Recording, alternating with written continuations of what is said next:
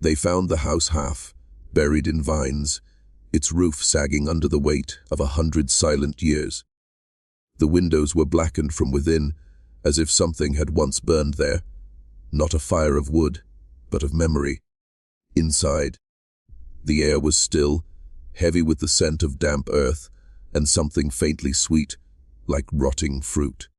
There were no signs of struggle, only the bones, small bones, scattered in corners, under the bed frame, behind the stove. Too many to belong to animals. The bed remained intact, its sheets fused into the mattress by age. On the wall above it, someone had carved a single word into the wood, again and again, until the letters became a wound mother. The letters grew smaller as they descended, the final ones no bigger than scratches, like the work of a trembling hand. In the silence, you could almost hear it, the faint breath of someone still trapped in that house. A whisper that wasn't quite a voice, saying the name that no one dared to repeat. He had no true name by the end, only a legend. The man who married his own mother. The story was buried long before his body was. The townspeople did not speak of it, they couldn't. It was not sin they feared, but reflection. What had happened in that shack wasn't born from evil. It was born from neglect, from centuries of rot passed down in silence. When the coroner opened the grave years later, he found the skeletons laid side by side. Their bones had grown brittle, porous, in some places fused. The DNA confirmed what the whispers had already known. Mother, wife, son, husband. There was no difference left between them. They say that on certain nights, when the air thickens and the fog descends across the hollows, you can still hear the echo of a child's laughter from beneath that soil, high, pitched, broken. A sound that can't decide whether it's joy or grief. The earth remembers what men forget. This was not a fairy tale. It was not rumor, it was real. It happened in the folds of a forgotten county, somewhere between the cracks of Appalachia's oldest hills. The records were erased. The house was left to rot. But the blood that stained that land never dried. Which city are you watching from? And what time is it right now? Because if you listen closely, the next part of this story begins the moment the sun goes down. The land where it all began was once marked on old surveyor maps by a name long since erased. Harrow's Gap. It sat deep in the folds of the Appalachian Range, where the mist never truly lifted and the trees grew so dense that light itself seemed afraid to enter. Locals said the valley was shaped like a grave, a long hollow pressed between two ridges, with a creek running through its heart like a vein gone black.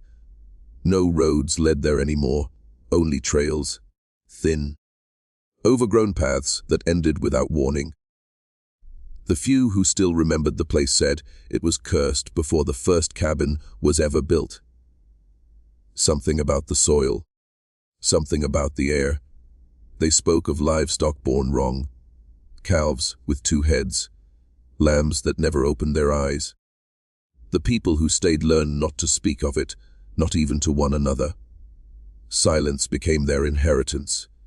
It was here, in this pocket of land that time forgot, that the boy was born. No doctor attended, no record was made. His first cry was swallowed by the hills.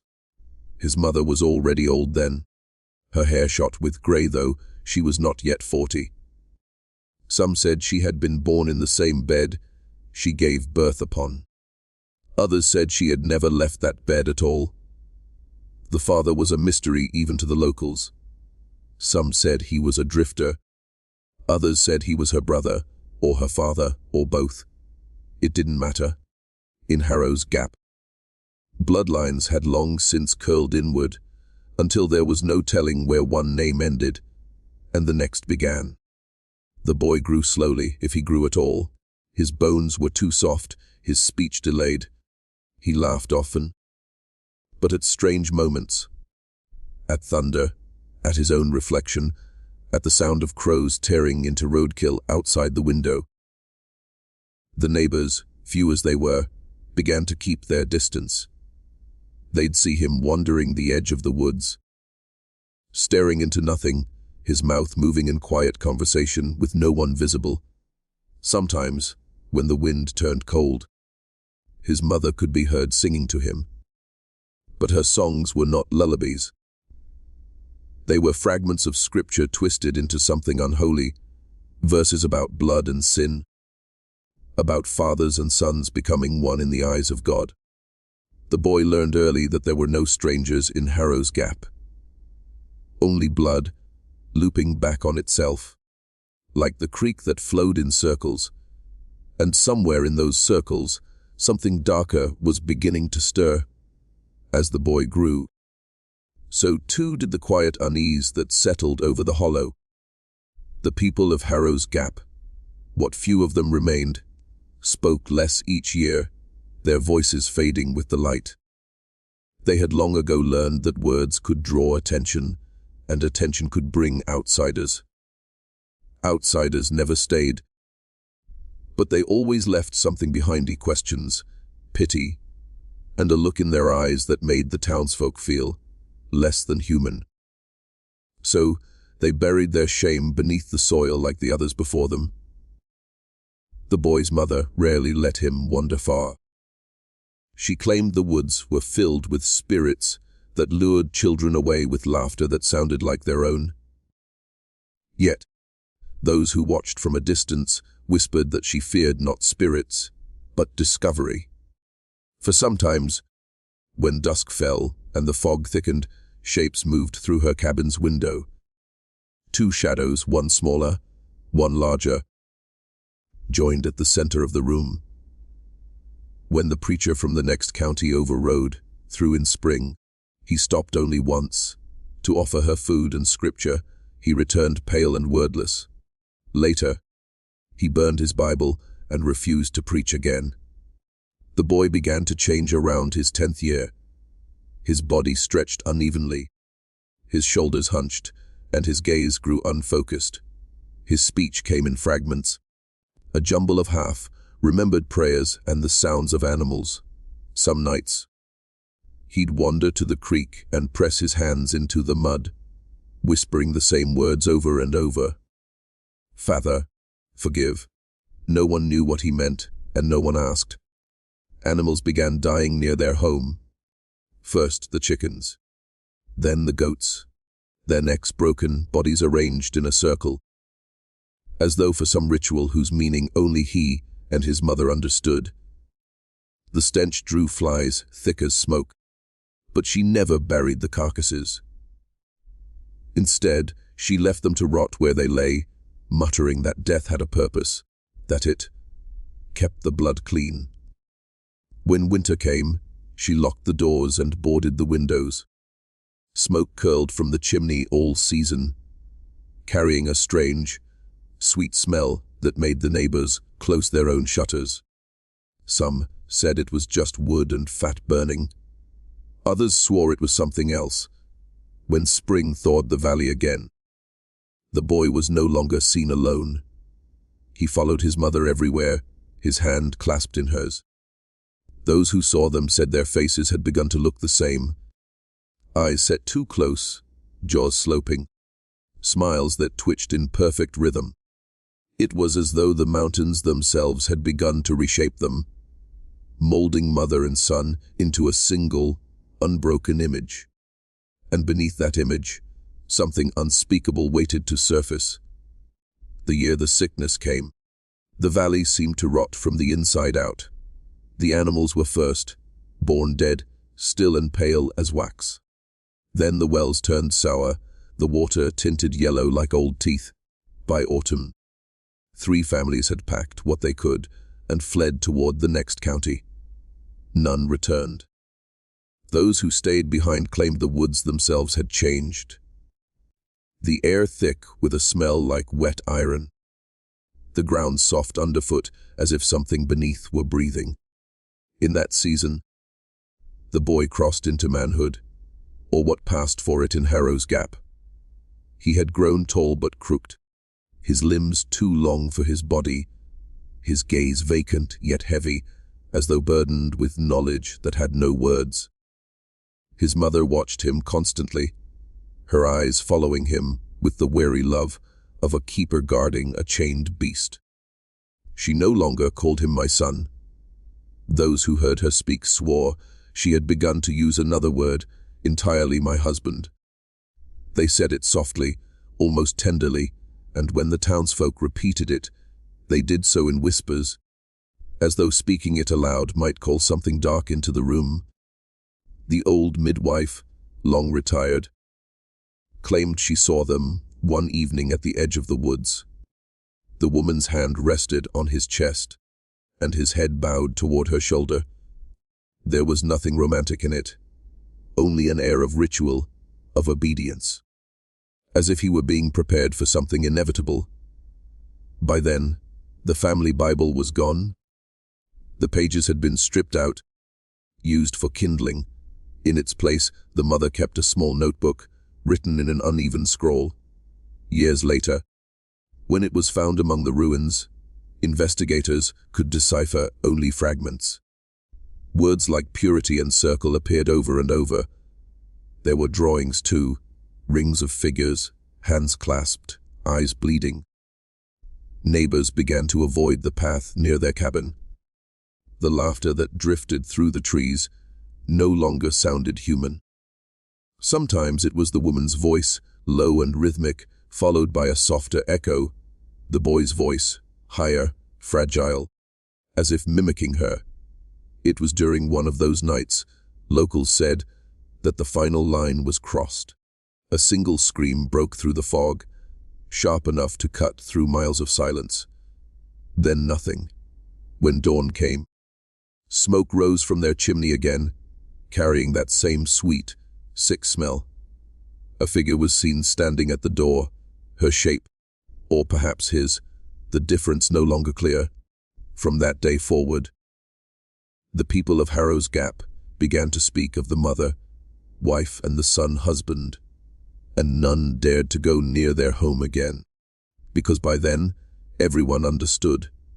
What was being born in that cabin was no longer just blood, it was blasphemy made flesh. Winter swallowed the valley soon after, sealing Harrow's Gap in a silence that felt older than time. Snow covered the cabin, smoothing its roof into a white mound, hiding what lived beneath. Smoke still rose from the crooked chimney, slow and steady, as if the fire inside would never die. At night, faint shapes flickered in the window, two shadows moving as one. When spring came again, the midwife was called, though no one would admit who summoned her. She found the woman already weak, her body pale and trembling, the air inside the house thick with heat and rot. The boy, the man now, hovered near her, rocking back and forth, whispering fragments of hymns, his words broken, his tone tender. The midwife saw then what no one in the town had dared imagine. The woman's belly was swollen. There was no father to speak of. There never had been. The child came before dawn. The midwife's hands shook as she caught it, slick with blood, too small, too still. Its limbs were bent wrong. Its mouth formed but twisted, as if something inside had tried to shape it differently and failed. She begged to take it away, to bury it far from that cursed hollow, but the mother only smiled, a faint curve of lips that never reached her eyes. "Blood stays with blood," she whispered. "That's God's way." The midwife fled before sunrise, leaving her tools behind. She never returned. Months later, travelers passing through claimed they'd seen a child by the creek, not walking, but crawling, dragging itself through the mud with slow, jerking motions. They said its face was like a reflection warped by rippling water, almost human, but not quite. By then, the townsfolk had stopped pretending not to know. They spoke of the cabin only in past tense, as if distance could rewrite reality. The preacher who once burned his Bible said it plainly. That family's not sinning anymore. They've become sin itself. No one dared to visit, but sometimes at dusk, strange sounds would drift from the woods, laughter that came in pairs, soft, rhythmic chanting, the smell of burning meat. Hunters who ventured too close found strange things hung in the trees. Dolls made of bone and cloth, their heads turned backward, their eyes missing. One night, a storm rolled over the valley. Lightning struck the ridge and lit the sky in white fire. From the town below, they saw the roof of the cabin flare bright for just a moment. A flash, a scream, then darkness again. But the next morning, the chimney was still smoking. Whatever had happened inside, it wasn't finished. Weeks passed before anyone dared approach the ridge. The townsfolk watched from a distance as the forest seemed to grow thicker around the cabin. Branches curling inward like ribs closing around a heart. Animals avoided the path. Even the crows flew wide, their calls cutting short when they crossed that invisible boundary. But hunger and fear make strange companions. When a boy went missing from a nearby farm, gone without a trace save for his footprints, leading toward the hollow, a search party was raised. 6 men with lanterns, rifles, and prayers none of them believed in. They reached the cabin at dusk. The door hung open, swinging softly in the wind. Inside, the air was warm and wet, the floor layered with ash, and something darker beneath. The fire still burned, but low, smoldering, fed by what looked like scraps of cloth and hair. There were no bodies, only a sound. From the back room came a slow, rasping hum, a woman's voice, thick with phlegm, whispering words none could understand. The men froze. Then one of them, braver or more foolish than the rest, lifted his lantern. The light fell upon the far wall. It was covered in markings, circles, spirals, symbols drawn in blood that had long since turned black. And in the center of it all, something moved. It was crouched low, pale and slick, its skin raw as if newly formed. Its head tilted toward them, and for a moment, every man swore he saw a face they knew. The mother's, the son's, or both, shifting like wax beneath a flame. The thing let out a sound halfway between a sob and a laugh. The lantern slipped from the man's hand. Fire spread fast, across the floorboards, the walls, the curtains thick with soot. The men fled. Behind them, the cabin roared to life, flames licking the night sky, smoke black as tar rising over the valley. By morning, only a pit of cinders remained. And yet, when they searched the ashes, no bones were found.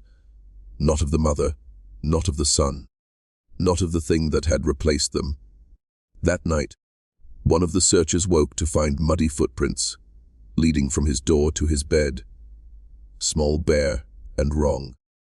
They stopped at his bedside, and though no one was there, he swore he heard a voice, low, familiar, and trembling with devotion. Blood stays with blood. After that, the people of Harrow's Gap began to leave for good. Farms were abandoned, houses boarded, fields left to rot. Within a year, the town was silent again. Only the woods remained, still breathing, still watching, still whispering. And those who pass near that hollow today say the smoke still rises on certain nights, faint and gray against the moonlight, not from a fire, from something that remembers. Decades passed. The valley swallowed the last traces of Harrow's Gap. The dirt roads cracked and vanished under moss. The old church, with its broken bell and shattered glass, caved in upon itself like a dying animal. Trees grew where graves once lay, their roots feeding on bones no one remembered. Only the story remained, whispered by drifters and hunters, carried from mouth to trembling mouth. The tale of the mother, wife and the son husband, of the fire that burned but never ended. When the state surveyors came in the early 1960s, they found nothing on their maps but an empty valley. Still, they wrote of strange things in their reports. Magnetic disruptions, a constant hum just beneath the ground, and a patch of forest where no bird song could be heard. One of them, a young geologist named Wilcox, stayed behind after the others left. He was curious, ambitious. He thought the tales were folklore, until he found the stone circle. It was half buried beneath vines and ash. The remains of something not quite human, patterns carved deep into the rock, spiraling inward toward a single hollowed pit at the center. And in that pit, he found bone fragments fused together in impossible ways. Vertebrae that didn't align, jawbones that seemed to belong to more than one skull. Wilcox brought a few pieces back to his camp. That night, he wrote in his field notes, "This is not a burial, it's a continuation." He was never seen again. The next survey team found his tent collapsed, his equipment scattered, and his journal half burned in the ashes of his campfire. The pages that survived were smeared with mud and something darker. But on the final page, the words were clear: "She's still here, watching, waiting, calling me home." The state sealed the valley soon after, declared it unsafe for development. But locals say the chain link fence never lasts long. The vines always reclaim it. And sometimes, if you drive the old mountain road at night, your radio will start to hiss. The static turns rhythmic, soft, like breathing. Then a woman's voice slips through, faint but clear. Blood stays with blood. Those who hear it say the road smells like smoke for miles after. Some claim they've seen movement among the trees. A pair of figures, hand in hand, just beyond the headlights. Others say it's only the wind. But those who know the story, those who've stood in that valley when the fog crawls low and the world goes quiet, they say the fire never went out. It only changed shape, and now it walks